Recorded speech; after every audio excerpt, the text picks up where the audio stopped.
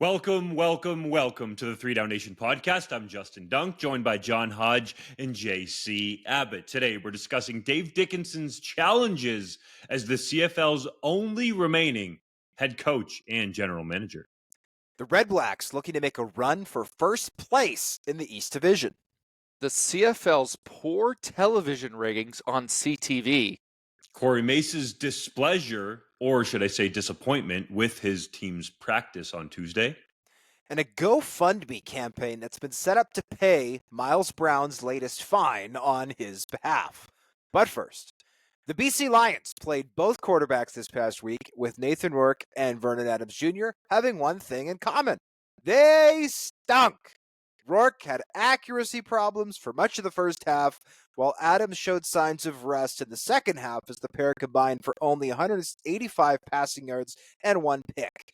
Did Rick Campbell make a mistake when he changed quarterbacks at halftime? And who should be the starter when this team returns from bye?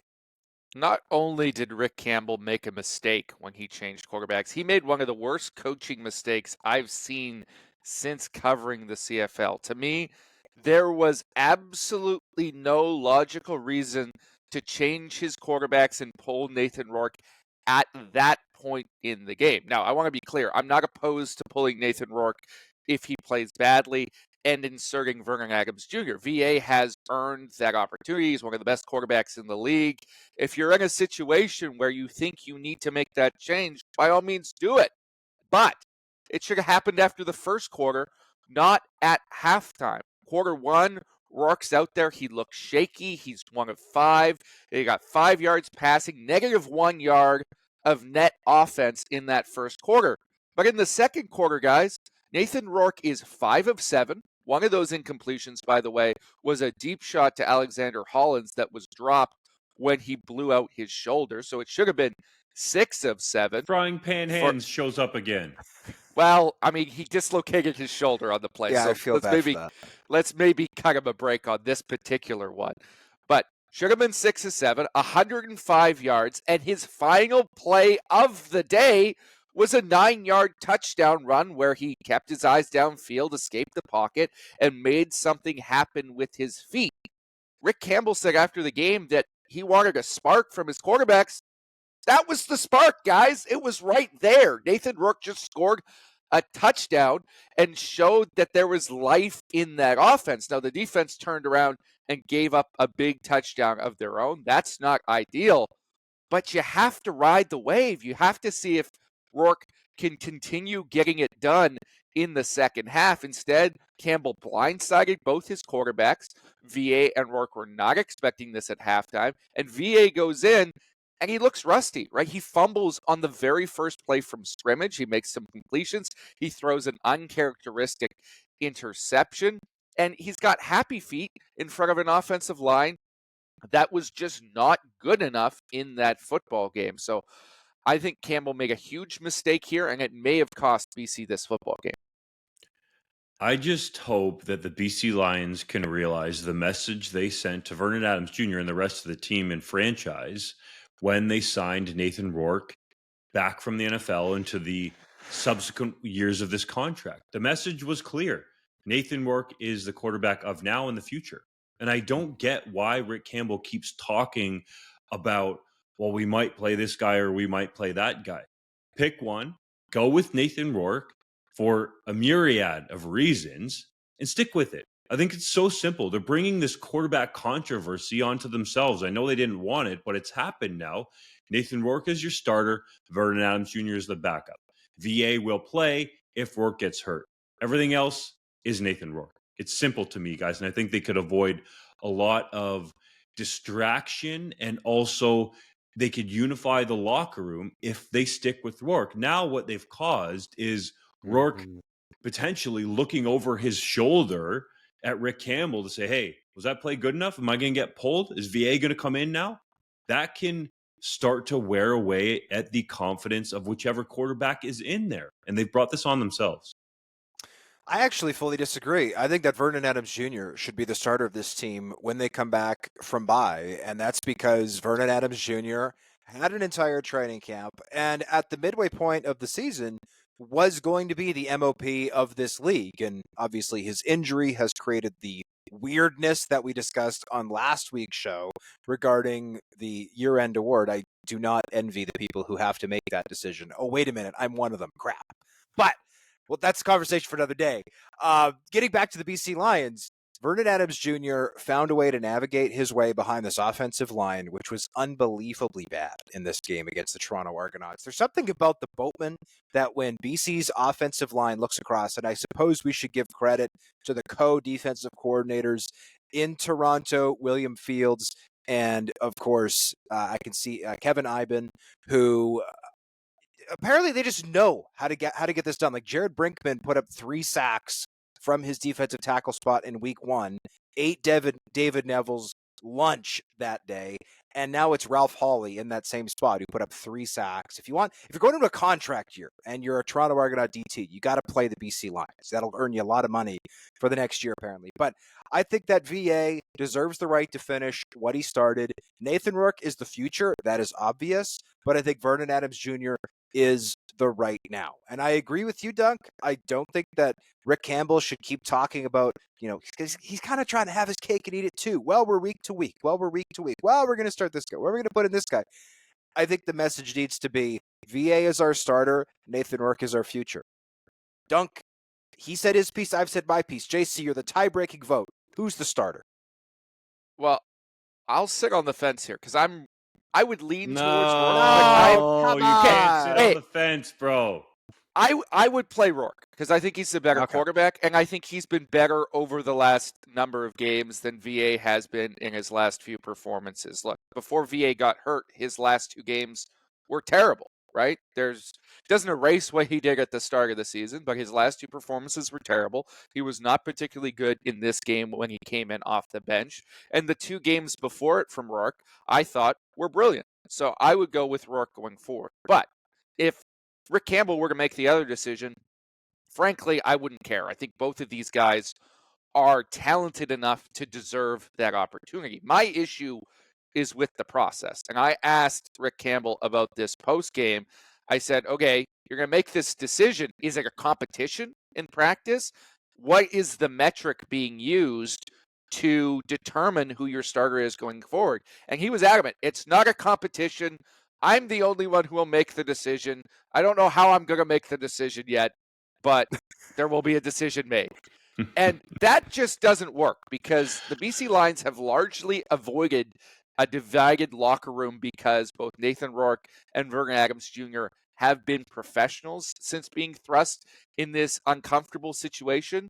But now, all of a sudden, if your head coach is making decisions about the quarterback that are unclear and the players around them don't see the reasoning behind it, either, oh, he was better in practice this week, this way he gets the start. Oh, coach said he's going based off of last game, and so was better in the last game, therefore he's getting the start. Once you get into a realm where it's debating and opinion-based and there's nothing concrete to fall back on for that decision, division is going to seep into the locker room. There are going to be guys who said, well, if you benched Rourke, why are you starting him the next week?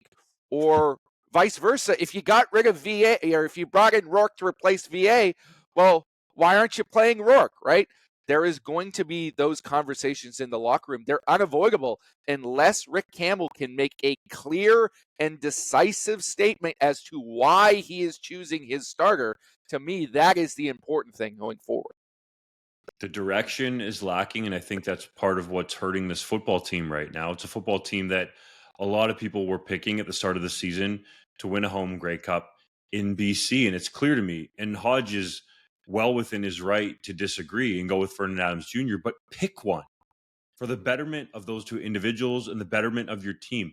Pick a quarterback, ride him out, and as JC pointed out, if you're going to change to the other one, have some logic behind that, because your locker room can't understand you picking without logic. That doesn't make any sense. If you look at other professionals in the world, be it football or anything else, there's logic to a lot of decisions that are made. If Amar Doman said, well, I don't know if there's much logic behind us sticking with Rick Campbell as the head coach. How do you think he would feel about it? Think about it that way. Well, and the thing that is a red flag to me is saying, well, it's not a competition. If it's not a competition, what is it? What is the opposite of? Are you flipping a coin? Eeny, meeny, miny, mo. Are we doing rock paper scissors? What's the metric? Hit it. Who first to hit a 3-pointer gets to start this week? Like what is the metric? What is deciding this? Obviously, it has to be a competition. It has to be who's going to be the better player, right? And I think thus far, Nathan Rourke has been up and down. I think that he has struggled to make the adjustment back to the CFL. He was terribly inaccurate for the first portion of that game against the Toronto Argonauts. Chad Kelly, by the way, was also remarkably inaccurate. I was greatly looking forward to that football game. After the first quarter and a half, I just about was falling asleep on the couch. Fortunately, it got a little bit better as the game went on, but I was shocked at how badly the Lions played overall. I thought this team's got 4 of their last 5 games at home. They've got Matthew Betts reigniting the pass rush on defense. Offensively, they've got arguably the 2 best quarterbacks in the CFL. I thought this team was going to walk to first place in the West Division. That prediction, from me, thus far, has aged like milk. They looked terrible. They looked out of sorts. I think this bye week has come at the perfect time for them to try to get themselves back up to snuff for the last month of the season, because they could still win the West, but let's not forget they're now behind Winnipeg by half a point, right? At 7-7. Winnipeg is 7-6. They've also lost that season series to Winnipeg. They can't get that back. So they have to finish with a better record than Winnipeg to host the West Final. And if this team wants to go to the Grey Cup, which obviously they do at home, hosting that game will go a long way. Because beating Winnipeg at home in the friendly confines of BC Place Stadium, that's easy to imagine.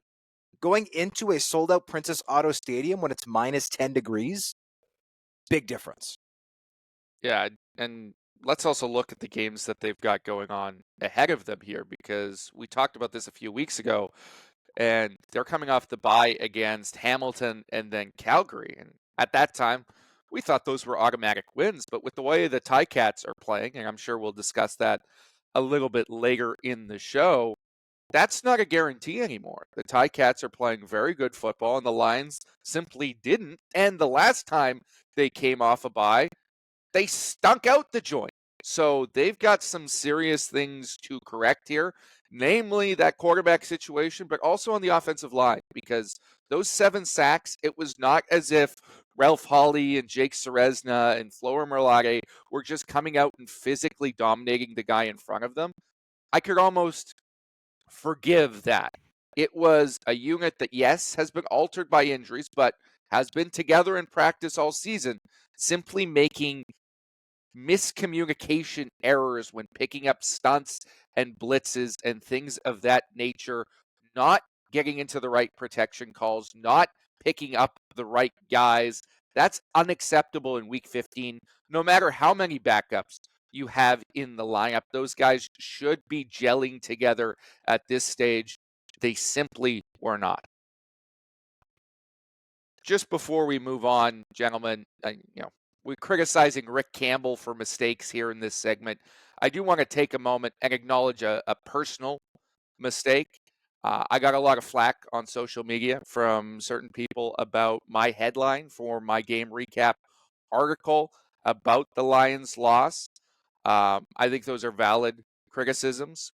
It was an attempt by me to put the Chad Kelly situation at the center of the narrative and play off of what were sort of clever jabs that the Lions were making pregame with their attire.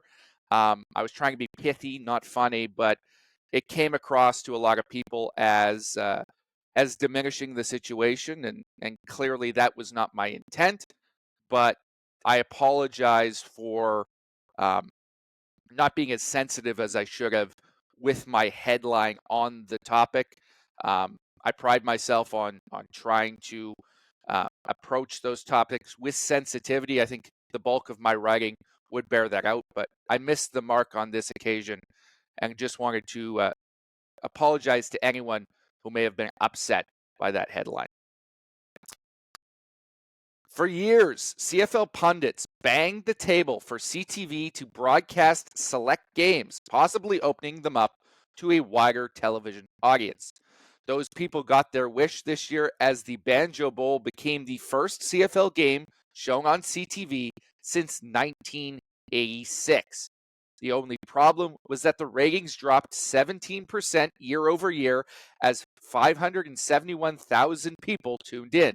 A second game has since been shown on CTV, Saturday's matchup between Ottawa and Hamilton, which 275,000 people watched, one of the smallest audiences of the season.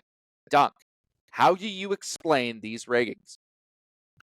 It's really hard to do so without more data, but I'll take a little bit of a stab at it. I think that viewing habits have been created among CFL fans that all the CFL games are going to be on TSN.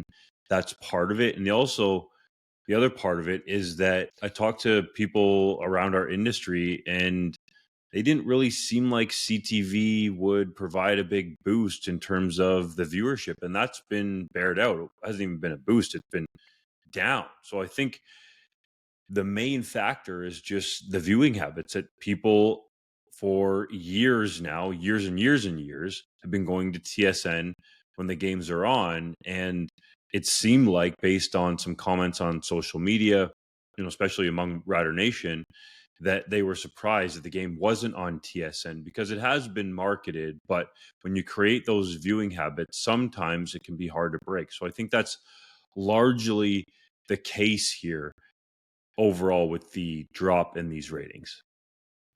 Yeah, I reached out to a few sources, and by and large, they were just as confused as we were. I think they were expecting at least even ratings across the board because if you've got TSN on your cable package, you can just flip over to CTV, right? You're not going to have TSN but not CTV. You're going to have maybe just CTV or maybe both. It's impossible to have TSN and not CTV. Now, it's possible to have TSN streaming and not have CTV, but the streaming numbers are never included in our ratings reports. So this is an apples to apples comparison of traditional television viewers to traditional television viewers. And I think after the Banjo Bowl, I had somebody suggest to me, well, maybe it's just, another late season Riders collapse as fans there tuning out. I don't know if that's true. We might get a better of idea this week because the Riders were, of course, on bye last week. So maybe if the Saskatchewan-Calgary rating from this upcoming week is really bad, maybe you can chalk it up to that. But I'm shocked, boys. I thought, as we've discussed on this show, that opening these games up to CTV, and maybe this was a complete oversight or error in my part, that these games being on network television instead of cable television could result in larger audiences. Maybe that was my own naivete. I do not have a television background. That was just me using what I thought was basic logic. But thus far, very disappointing ratings. I am shocked. And kudos to you, Dunk, for exclusively reporting these ratings. We will see if they improve over the coming weeks.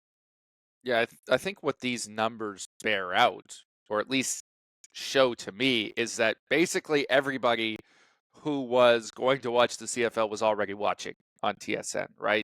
This idea that, well, there's people who don't have access to TSN because it's not in the basic cable package.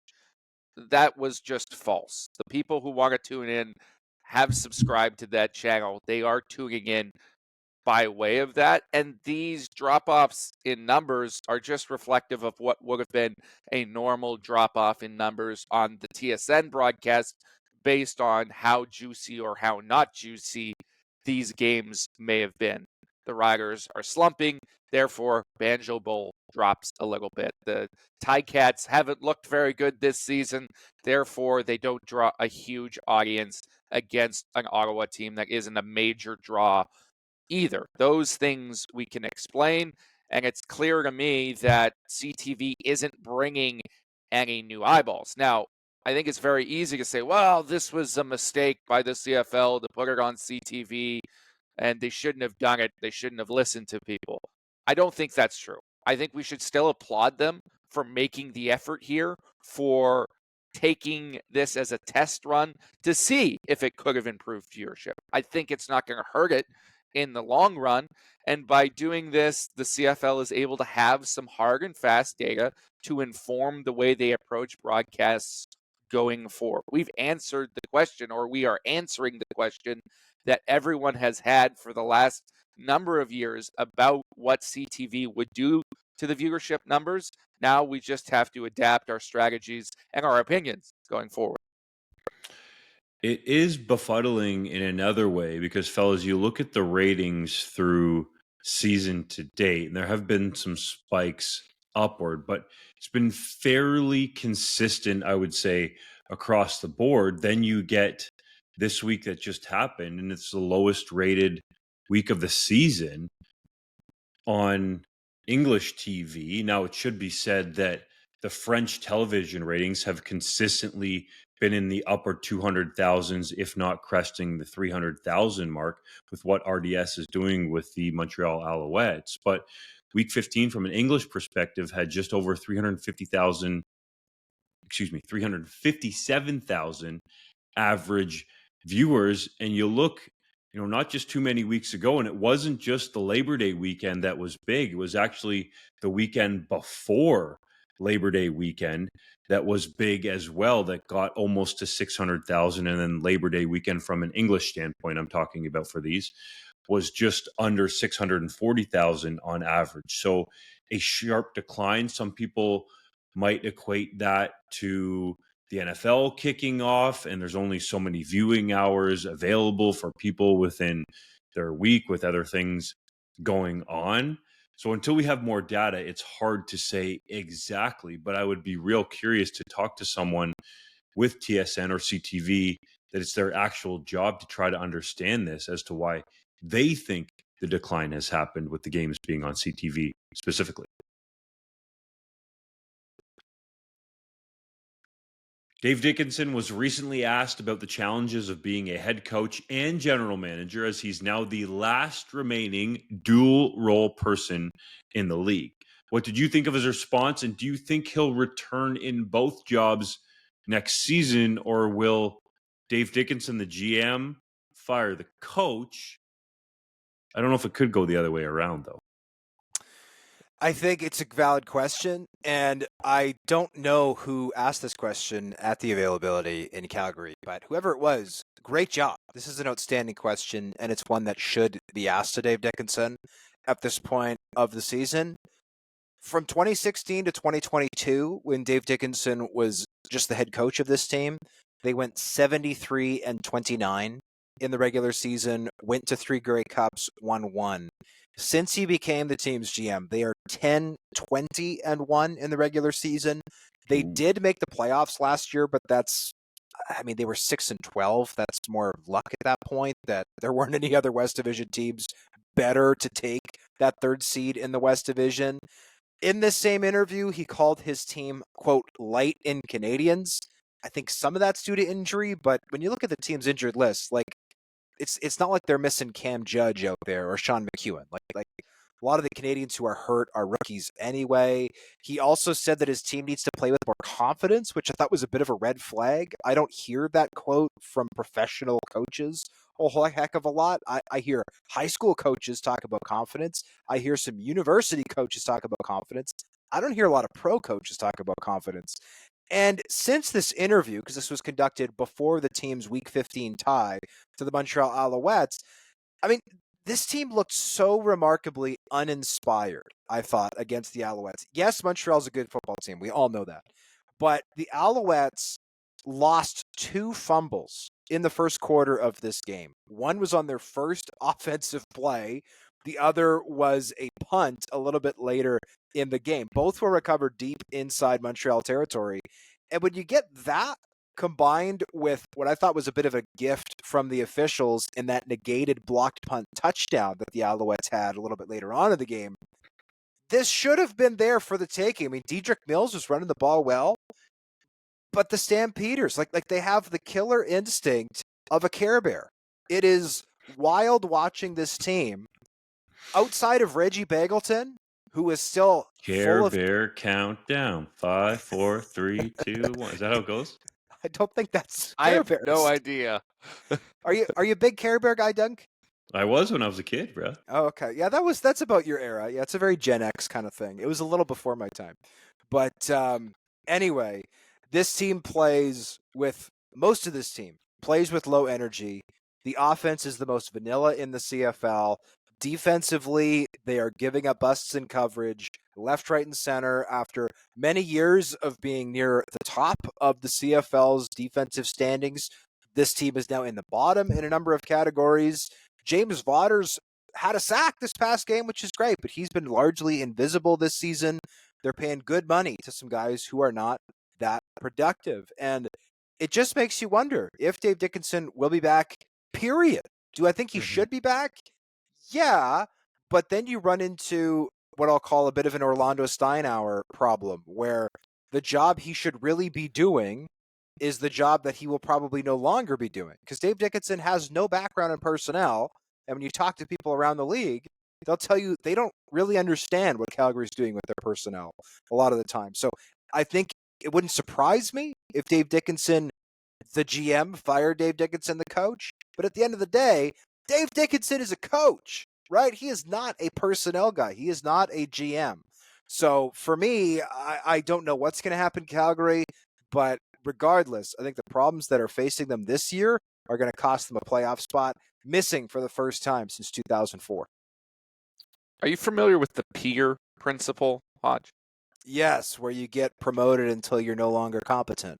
Yes, I think that's exactly what is happening here with the Calgary Stampeders. You are a good head coach in Dave Dickenson. I think the numbers bear that out from when he was just a head coach.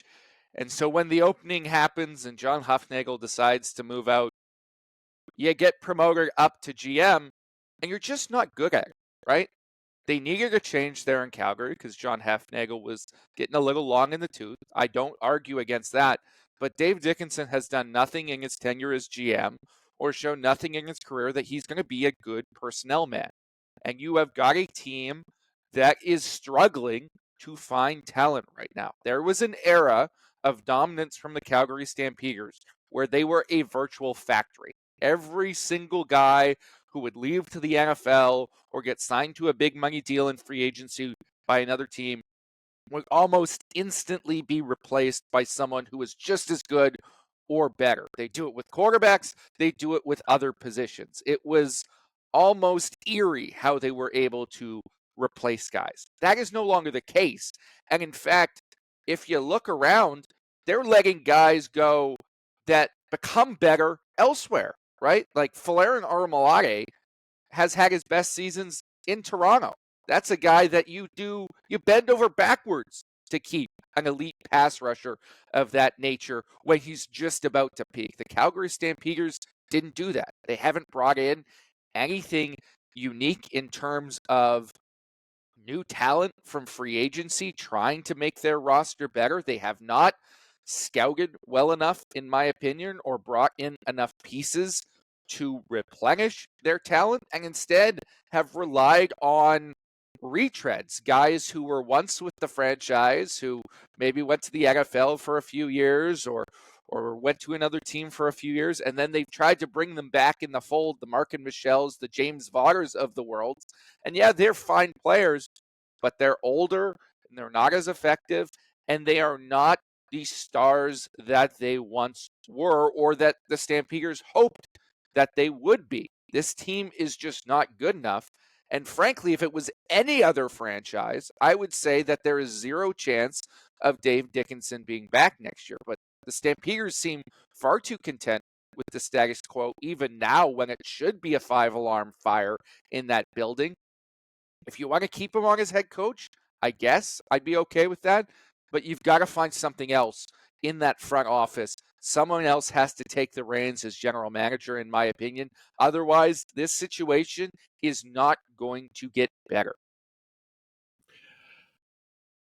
I think there's a easy solution here. It's for Dave Dickenson to continue as the head coach and make Brendan Mahoney the general manager, who has been under John Hufnagel and alongside Dickenson for years, to streamline things. I think that would help in a lot of ways. It would allow Dickenson to do, as Hodge said, what he's best at, that's be a coach.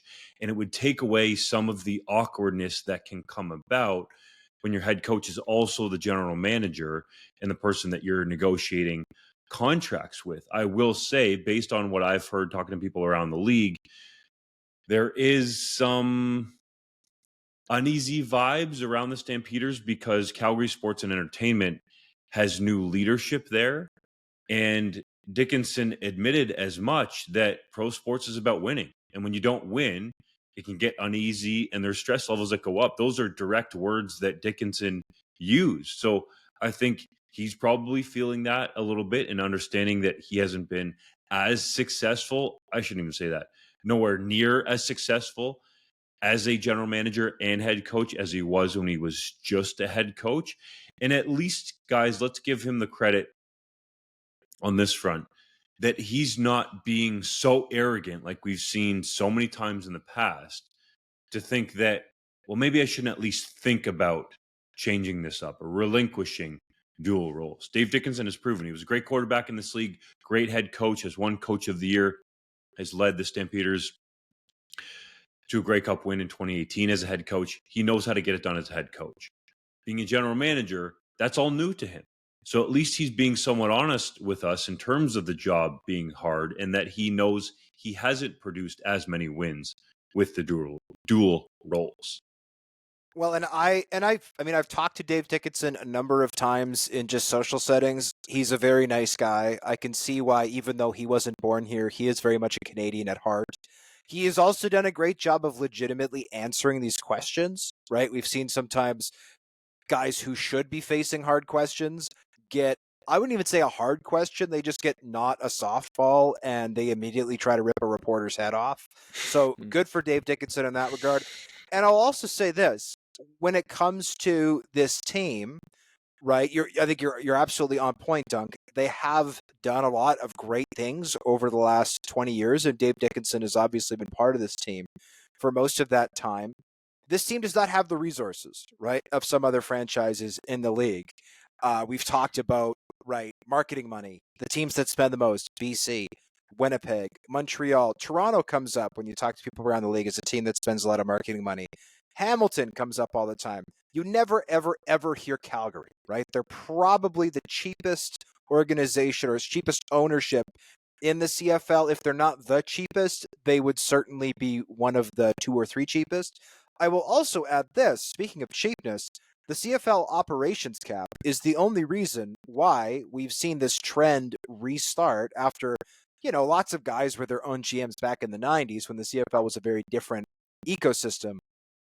The CFL operations cap is the only reason why a bunch of guys now in the last few years have had the dual title of head coach and GM. On the one hand, it allows them to get paid more.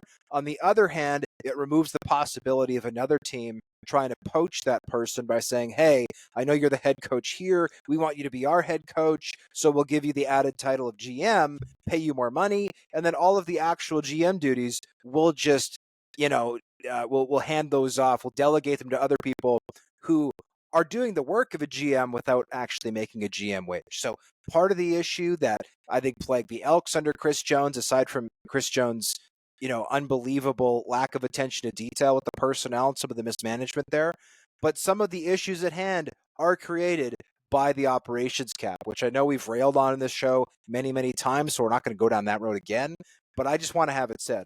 Part of the reason this team is struggling is because of this system that's not working, and part of the reason Calgary's system is set up this way is in direct response to the operations cap.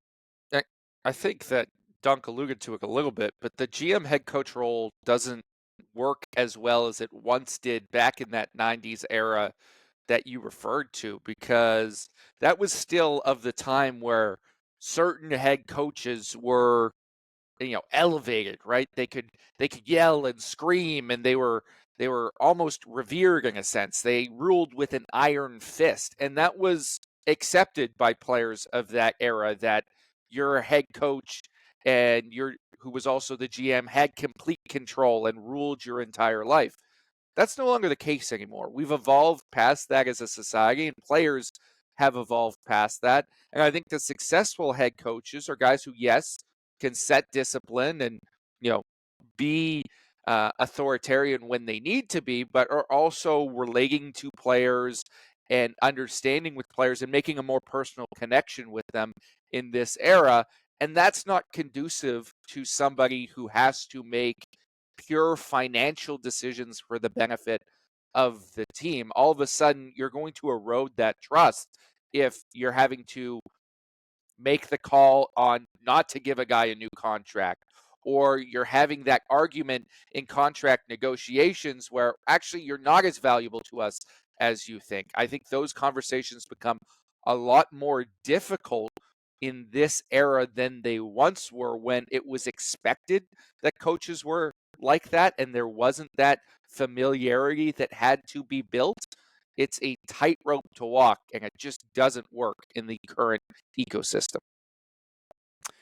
After a truncated slate in Week 15, the CFL is back this week for a 4-game slate that features a number of juicy matchups. I'm excited for this one, guys.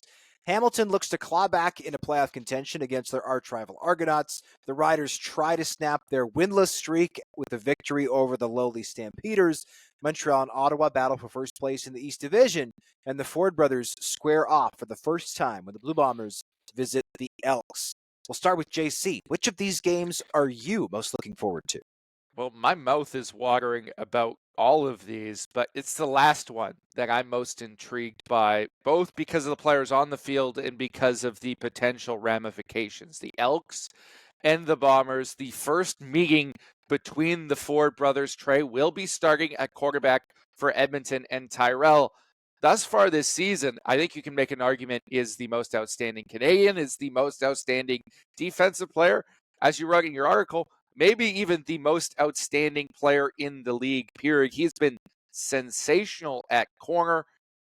And both of these teams are in this playoff hunt. The Winnipeg Blue Bombers could really seize control of first place in the West with a victory.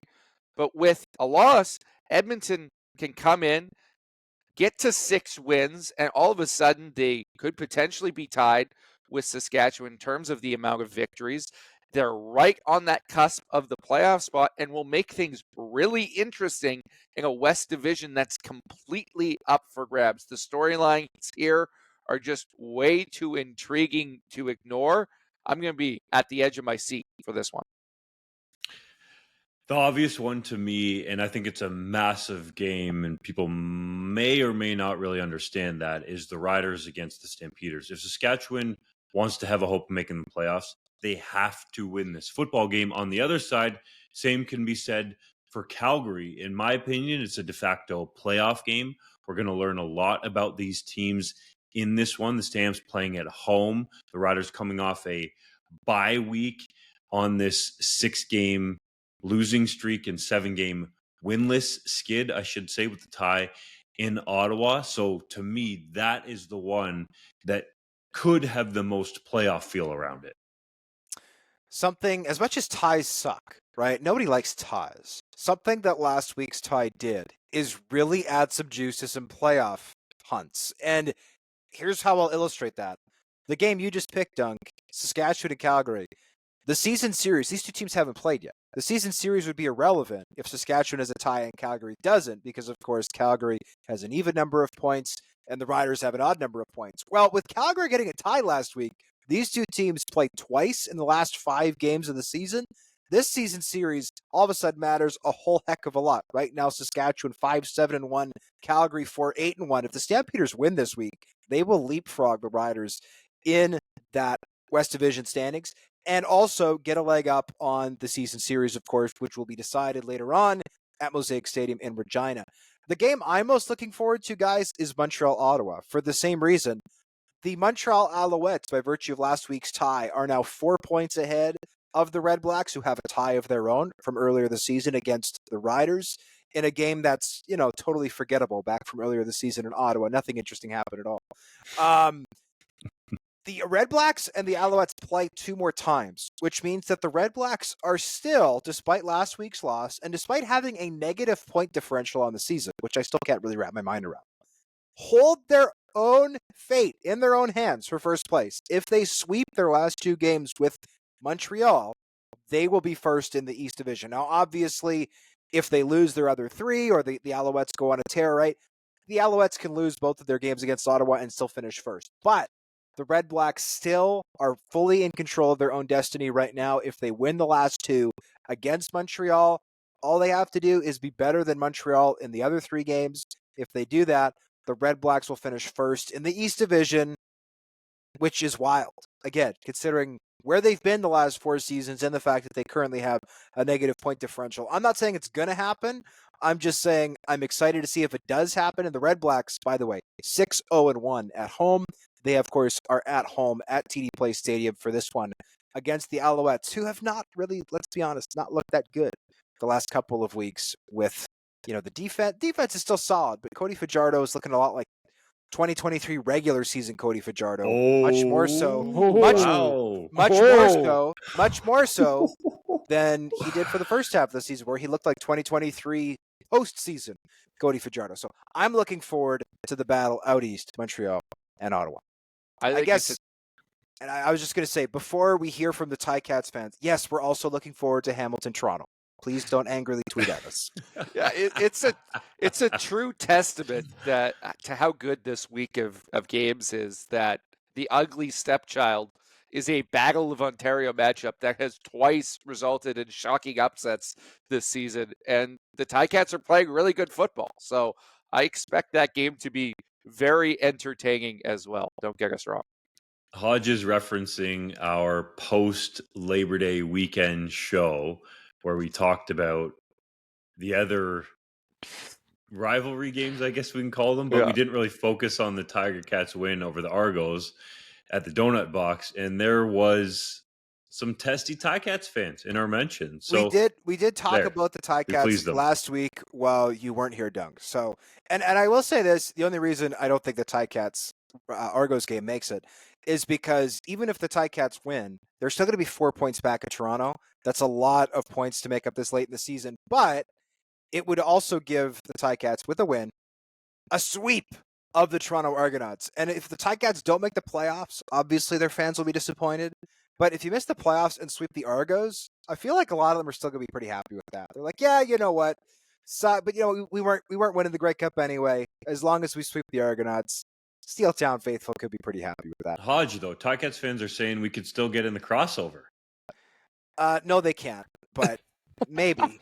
I don't know. I don't think still that's mathematically realistic. Possible. It's still from a journalistic standpoint, you are wise to point out that it is technically possible for Hamilton to get in via the crossover. To do that, they would have to have a better record than 3 teams in the West Division. Currently, they are they're 1 point back of Calgary, 2 points back of Edmonton, and 3 points back of Saskatchewan. The reason I say it's not possible is because a lot of these teams play each other. Like Saskatchewan and Calgary play twice. That means 4 points are going to be handed out to one of those 2 teams. They also play Edmonton once. That means that another 2 points is going to be handed out between Edmonton and Calgary. So when you have and by the way, Calgary and Edmonton also play. So there's another 2 points available there. So I don't think, just by virtue of these teams playing each other a bunch of times, it's realistic for the Ticats to cross over. But this is the CFL, man. If there's ever a league where something that weird could happen, it's this league. And if there's ever a season that could be weird enough for it to happen, it would be 2024. Here's my headline for that article. John Hodge says Ticats won't make playoffs. Hamilton fans upset. Yeah, write it if you want. Speaking of great weeks, we just completed another great week in U Sports football. We're going to talk about a couple of the games that stuck out, but first, can you guys believe that Laurier knocked off Western? Yes, of course, because the Wilfrid Laurier Golden Hawks have a quarterback who I believe deserves a legitimate NFL opportunity. People are going to laugh out there, and that's fine, but I want to go to a game with any scout from the NFL and say, okay, if you changed places, right? If you did that kind of a game where you strip the stats away and you don't have a name on the back of the jersey. Let's say, for instance, you swapped places, Taylor Elgersma with Kurtis Rourke. Would people be able to tell the difference from a physical standpoint? No. From an arm talent standpoint, I would argue definitely not no. Rourke, rightfully so, is getting a lot of hype at Indiana after dicing up UCLA. And people are even talking about the Hoosiers potentially, it seems crazy to say it, but competing for the Big Ten title. And I think Taylor Elgersma is right there with him, just as good. I don't want to say one's better than the other, but a lot of people are talking about Rourke being the first pick in the CFL draft and getting a lot of NFL interest. I think Elgersma is at that level. I believe, since my time covering Canadian football, this goes back to when my career ended at the University of Guelph after the 2009 season, that Taylor Elgersma has the best arm talent that I've seen in U Sports football. And I don't want that to be recency bias. JC, I think you would agree that Michael O'Connor's arm talent was elite, but he couldn't put it together to get a legit NFL shot or even to extend his CFL career to be even a solid starter. That didn't happen for him. But I think Taylor Elgersma is a well-spoken kid, and he's going about this in a much different way. Just looking at this win over Western, the Mustangs going into that game were the number one ranked team in the country. What did Elgersma do? Dice them up. 24 of 29, 385, 2 touchdowns through the air, 2 on the ground. He's underrated as an athlete, and I want to call on the Senior Bowl, the East-West Shrine Game, the Hula Bowl, the Tropical Bowl, all of those big U.S. college all-star games to watch this kid's film and tell me that he doesn't deserve an invite to show what he can do in the 4-down game. Now, I'm not slighting the Canadian game, the 3-down version, in any way. I hope he gets an opportunity in this CFL if it doesn't happen in the NFL. But this kid is legit.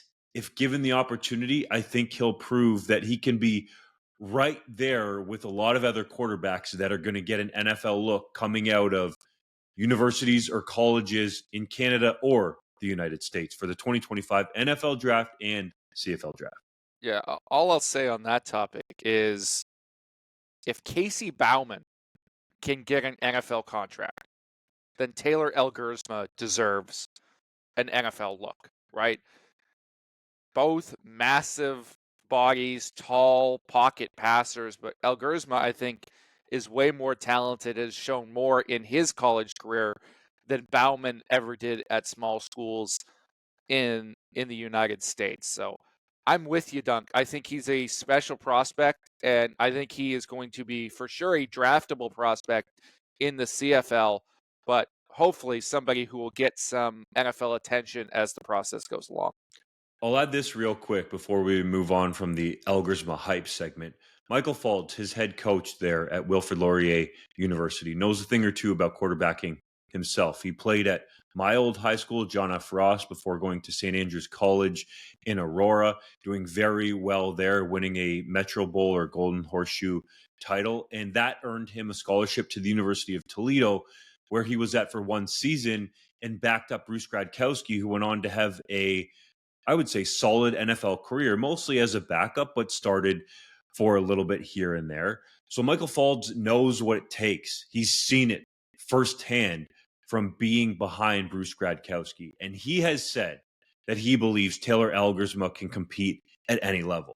Michael Fultz is not one for hyperbole. He's not one for recency bias. He's not even really one to hype up his own players well beyond what they actually are. So to me, those words speak volumes. I really hope people pay attention and that this kid can get even a little bit of an opportunity in the NFL because he deserves it. Does he need to continue producing at a high level? Yes. But this kid has some special talent about him. I want to give Ian St. Arnaud a shout out from Queen's University. He's got 3 return touchdowns in his last 2 games, which is unbelievable. What is this guy, Jimmy Allen or something? He had a 117-yard missed You guys don't even know who that return. is. No idea. 117-yard missed Jimmy field goal Allen return. once returned 3 kicks or punts for touchdowns in a 2009 game that, yes, I played in, Hodge. Sorry to cut you off. At Queens against Danny Brannigan. I think the final was 51-49 for the Golden Gales at the time. You know what the funny part about that is? Kyle Walters was our head coach. What was his first job in the CFL? He was coaching special teams in Winnipeg. I'm just messing around, but that name will never stick out, or that name will always stick in my mind. That's why when you brought up the punt and kick returns, I had to shout out Jimmy Allen. Much respect. I think the Saskatchewan Huskies deserve a shout out for saving their season in double overtime against the Calgary Dinos, winning that one 44-40, an instant classic. How about Riker Frank? Unbelievable performance from him. 223 yards, 3 touchdowns along the ground for the Huskies as part of their dominant run game. To me, though, the game of the week was the one that I got the good fortune of attending in person, and that was the Manitoba Bisons defeating the Alberta Golden Bears 24-23. I didn't just spend 15 minutes reminiscing about the good old days about when I played at University. So yeah, call me a homer. I spent 15 minutes on Taylor Argosman, bro. I didn't even graduate from the University of Manitoba.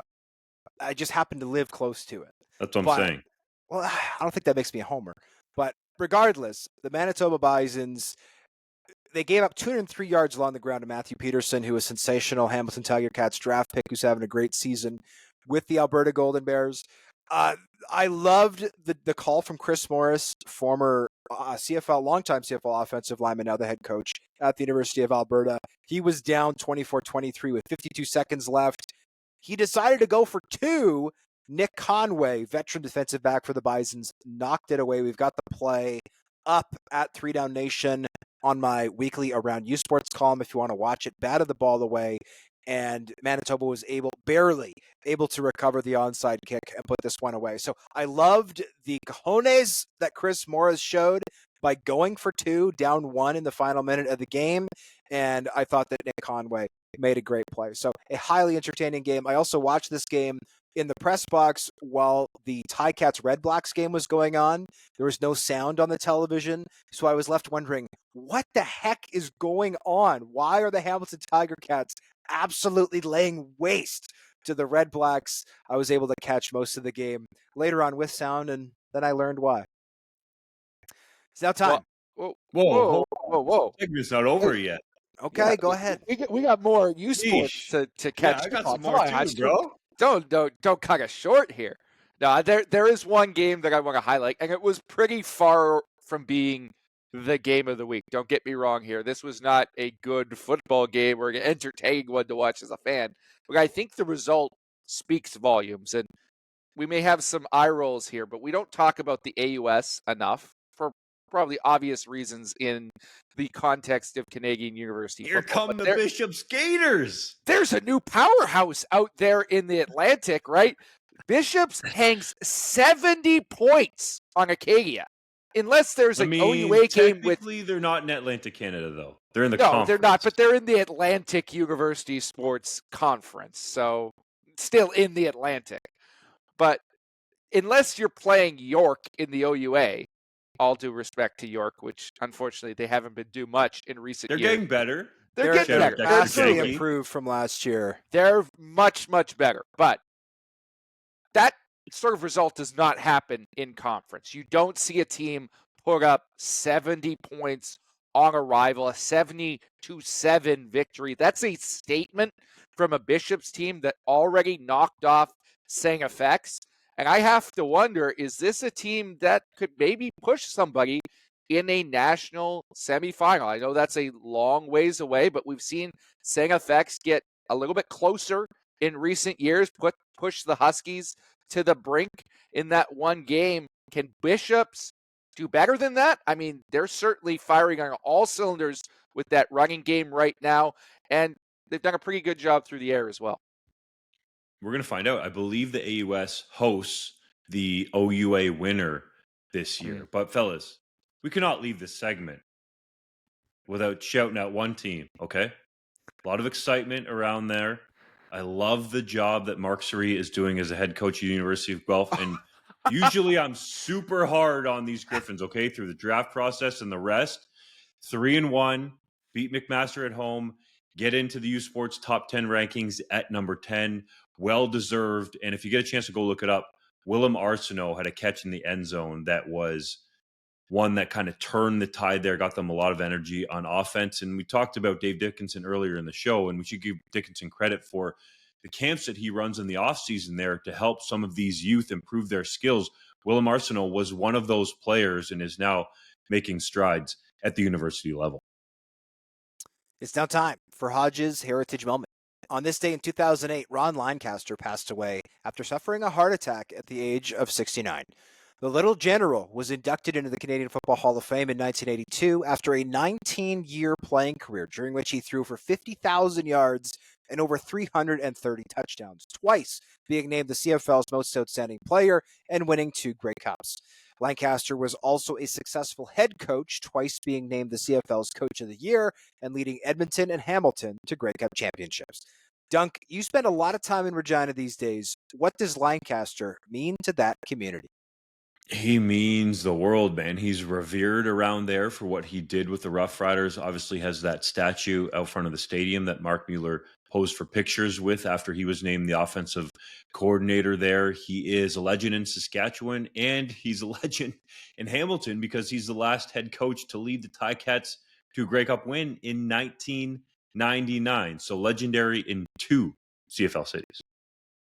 It doesn't get much better than Ron Lancaster. He is, I would say, in a rarefied air up there with Russ Jackson in terms of revered CFL figures and CFL quarterbacks, and well-deserved as well. A couple of years ago, I wrote an article for 3DownNation. You could find it easily by just Googling 3Down Mount Rushmore. But I posed the question, or at least the question was floating around on social media, who is on the CFL's Mount Rushmore? And the 4 names that I came up with were Wally Buono, Michael Pinball Clemens, Russ Jackson, and Ron Lancaster, in no particular order. I listed them alphabetically by last name in the article. But I think Lancaster, it can't be understated, right, what he was able to accomplish on the field, off the field. His shadow, I think, pours over the league for many people. Even now, he's been gone for this long, and still, you'll find whether it's Ottawa Red Blacks general manager Sean Burke or his grandson Mark Mueller, who's the offensive coordinator in Saskatchewan, you can find no shortage of people who talk at length about what Ryan Lancaster's legacy, what his tutelage, what his mentorship meant to them. All best to his loved ones. Gone for 16 years, but certainly not forgotten. It's now time for the 3-minute drill. Canadian quarterback Trey Ford and teammate McLeod Belfield Thompson co-presented an award at the Canadian Country Music Awards. Man, CFL needs to be out and about more like this, don't they, Hodge? Yes, and I love that they had both guys present it, avoiding the quarterback controversy. I also thought BC was smart to have Nathan Rourke and Vernon Adams Jr. modeling their uniforms on social media this past week. Kurtis Rourke, the number 1 prospect in the 2025 CFL draft and younger brother of Nathan Rourke, tore UCLA apart to lead Indiana to a 3-0 start. How impressive has his season been? It's been extremely impressive thus far. If he can continue this level of play going forward, I mean, the sky's the limit for him in terms of NFL draft interest. He's got 3 matchups coming up with top 25 teams: Michigan, Ohio State, Nebraska. If he can pull an upset or 2 and perform well against those premier programs, this kid is going to get some serious attention. Dunk, you reported the San Francisco 49ers have requested game film from the UBC Thunderbirds to scout running back Isaiah Knight. Do you think we'll see the Ottawa native in the NFL?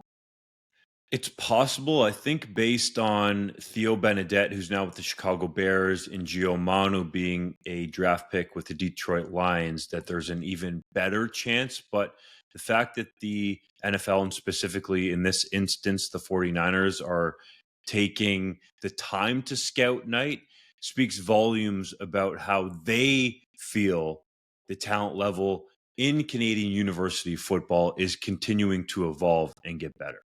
The Edmonton Elks have brought back pass rusher AC Leonard, signing him to their practice roster. Do you think he could make an impact for them down the stretch? I do. He has to make sure his socks are on correctly, but I do think that he can make an impact for them. He was a great player for them at times over the last few years. The Calgary Stampeders broadcasted their recent tie against the Alouettes in Blackfoot language. Was that an appropriate way to celebrate Indigenous Night? It's a fantastic initiative. We've seen it now happen with the Elks and the Stampeders. I hope more teams try to broadcast their games in local Indigenous dialects going forward. The Los Angeles Rams elevated Canadian tight end Nikola Kalinic to the active roster this past week for their loss to the Arizona Cardinals. Do you think he could stay there for the rest of the year? I think there's a possibility. He's really carved out this niche for being known as a blocking tight end, but I think if you give this guy the chance to catch a pass or two, he can flash that special athletic ability. So I hope he gets more burn with the LA Rams. The CFL, fellas, I can't even believe I'm going to say this, has discontinued its use of the term all-star. It's just befuddling to me. Instead, using the moniker all CFL. It doesn't make any sense, but is there any way we can make sense of this? Or maybe I should ask, should the CFL have trotted this out perhaps behind the scenes amongst the media to see what the feedback would be? I mean, all CFL, I think, is fine. What I don't get is at the division level, we've now got East Division All CFL and West Division All CFL, which is remarkably stupid. How could you be All CFL if you're just All CFL in one division? It should be you're All CFL, or at the division level, you're All East or All West. And honestly, I think that's what we should put in our copy. I don't think we should say East Division All CFL, West That's Division what All we CFL. will put in our copy. I think but it'll for just real, be All East, All West. I don't mind the All why CFL. discontinue All-Star? Yeah, All CFL should be your All-Pro team like the NFL, right? One Agreed. team, And that's what the all CFL All-Stars are. But and now I'm it's all okay CFL. with that. But All CFL East Division That doesn't make sense because it's not the entire CFL. Yeah, we'll just call it All East and All West. I think that makes It's sense. just a league giving themselves another opportunity to be an easy joke. I don't know if sometimes they understand this, but that's why I said earlier, Hodge, that they should have run this by some of their trusted media partners. You know, Randy Ambrosie gets up there at the State of the League every year at Grey Cup and talks like the media are his friends, which in some cases is true, other cases it's not. But why not at least get their opinion? To me, that would make some sense. I don't know. Maybe the next time they make a change, you'll get a phone call. I don't want a phone call. I'm just saying, source it out, scout it out. You kind of made it sound like you did want a phone call. No, so I don't. You want them to source it, but not with you. No, with the group, with the greater media, to get a consensus. I see what you're saying. Well, fair enough. We do kind of pick the awards for them, so I do think that the media does, in a way, deserve a bit of a say. Not for other things, but yeah, if we're the ones picking the award, theoretically we should have some say as to what they're called. The CFL recently had each team unveil 10 names from their exclusive negotiation lists. Which one stood out most to you? There's lots of intriguing names here, lots of quarterbacks, a couple of players with family connections like Frank Gore Jr. or Puka Nakua's brother or Kurt Warner's son. But the one that really stood out to me is a player I got a chance to watch at the College Gridiron Showcase 2 years ago now. Defensive lineman out of Texas State named Levi Bell, who's had some cups of coffee in the USFL, some NFL training camp shots. I've been down there at CGS for 3 years now. The two most dominant players I've had the chance to watch are him and Theo Benedict. I think he would be insanely good in the CFL as an undersized interior pass rusher. I hope he comes up to the Ottawa Redblacks, who have his rights, because he could have a long and very, very successful career in my mind. The University of Regina is awarding honorary degrees to Chris and Ryan Getzlaff. Are they deserving of that recognition? Okay, I'm not saying they're not, but what is with these honorary degrees? Like, is this just a PR stunt? Yes. That's what honorary degrees are. Like, why even bother, man? To me, this degrades actually going to school and earning your way to a degree. Okay? Wait, it's a PR stunt. Let's call it what it is. You have a degree, Dunk? Why don't you ever bring up your university years? I don't really talk about my degree. I joke with some of my buddies that we got a degree in football. I don't want to go into some of the other stories. The Edmonton Elks are starting Canadian quarterback Trey Ford against Winnipeg this week, despite McLeod Bethel-Thompson not just being solid, but absolutely lighting it up of late. Is that the right decision? I honestly am not sure. I like Trey Ford, obviously. Trey Ford plays well. Don't sit on the love fence his like athleticism, JC. but it's really hard to take a guy off the field when he's played as well as McLeod Bethel-Thompson did. If I were Jarius Jackson, I'd be tempted to play McLeod until he gave me a reason not to. The Ottawa Redblacks have lost Adarius Pickett for the rest of the season due to ruptured Achilles. Is that a big loss? Yeah, it's a huge loss. I mean, he's the best strong side linebacker in the CFL, bar none. He'd be an all-star if the season ended today. Or sorry, all CFL if the season ended today. He'll probably be all CFL regardless. And he is undoubtedly the Wait, will he be Red all Blacks. CFL or will he be all CFL East Division? He's Both. all CFL to me, all the way. I'm just making sure we're clear on that because the language is confusing. Well, he's also going to be the Red Blacks' most outstanding defensive player nominee, or he should be at this point because he's been sensational. He's not a player who can be easily replaced. They are very much hurt by this loss. The Saskatchewan Roughriders have signed Raquel Armstead following his release from Ottawa. Is the running back a big addition, Dom? It seems like he has a big ego, and that could be a big problem for the Roughriders. There is potential that he's a big addition to this team because I think they're looking for more of a thumper than what Frankie Hickson provides with AJ Ouellette on the 6-game injured list. But he needs to straighten up and fly right. Otherwise, I fear that if he doesn't, there could be more problems caused with him being on the roster than not. The Winnipeg Blue Bombers have signed 3 quarterbacks since Chris Drevler went down. Which one are you most excited to watch? The one I'm most excited for is Brian Scott, because I think at this point of his career, he has the most upside. He doesn't have the most experience. That would be Jake Dolegala, who started 10 career CFL games. But I think if you're looking for an athletic guy who has some upside left, it would be Scott.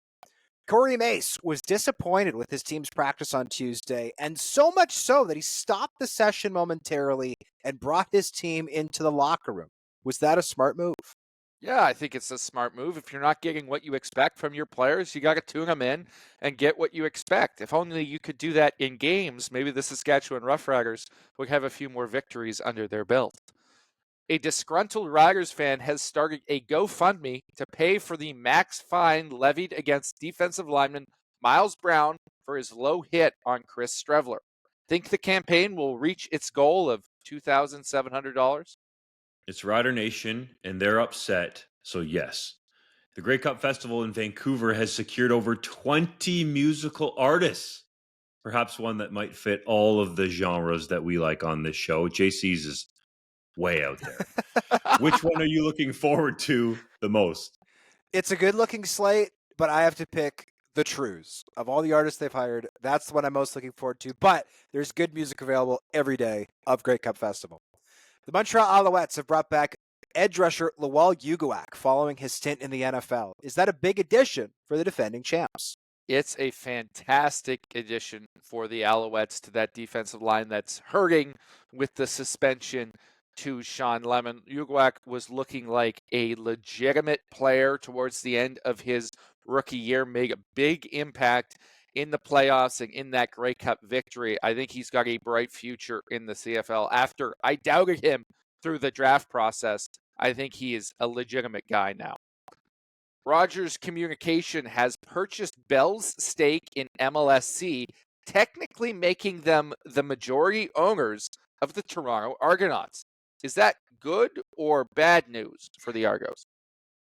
We're going to find out here. Ed Rogers is a guy that you never really know what he's going to do, and people seem to be split on if this is positive for Toronto sports teams in general or not. So let's just keep a close eye on Mr. Rogers and what his family does. Keon Raymond and Spencer Wilson are signing one-day contracts with the Calgary Stampeders to officially retire with the team. How do you remember both players? I remember Keon Raymond as a leader and a ball hawk. I mean, you needed a game-saving interception. He was your guy. And Spencer Wilson, I think, was one of the most versatile O-linemen in CFL history. He started at all 5 positions along the O-line over the course of his career. Very few players can say the same. Last one, Ben Fairbrother, a longtime CFL offensive lineman for the Riders and Lions, was killed in a motorcycle accident this past week. How will you remember him? Well, Fairbrother was the former second overall pick in the 1997 CFL draft. Had a very solid CFL career, if an unspectacular one. But I think the way that he should be remembered is what he was doing before his death, which is he was a coach, the offensive line coach for the Edmonton Wildcats in the Canadian Junior Football League, giving back to young men in his community. He'll be remembered as a coach and as a father and as a husband, as he should be. One more thing before we go. I just want to get back to this All-Star thing because I had a thought that bothers me sometimes. And we'll use Adarius Pickett as an example. He's easily the best strong side linebacker in the CFL, but he's now only going to have started 2/3 of the season. The Alouettes have had 3 different guys at strong side linebacker this year. The Argonauts have kind of flip-flopped between Robert Priester and Quincy Mauger. And the Ticats have had 3 different strong side linebackers. So this illustrates a problem you have, especially in the East where there's only 4 teams, where sometimes come All-Star time, nobody has really played a position enough that they should get an All-Star nod. So to me, the CFL should have used this as this change as a good excuse to say we're not having divisional All-Star teams anymore. We're having first team CFL and second team CFL. Done. All CFL, first team is your top players. Your second team is your second best players. Because there's also times, right, where the 2 best quarterbacks who dominate everybody are in the same division. And it's like, okay, well, one of them is the West Division All-Star, and we're going to have to pick some random guy for the East Division All-Star, or vice versa. The top player in the amazing quarterback is the East Division All-Star.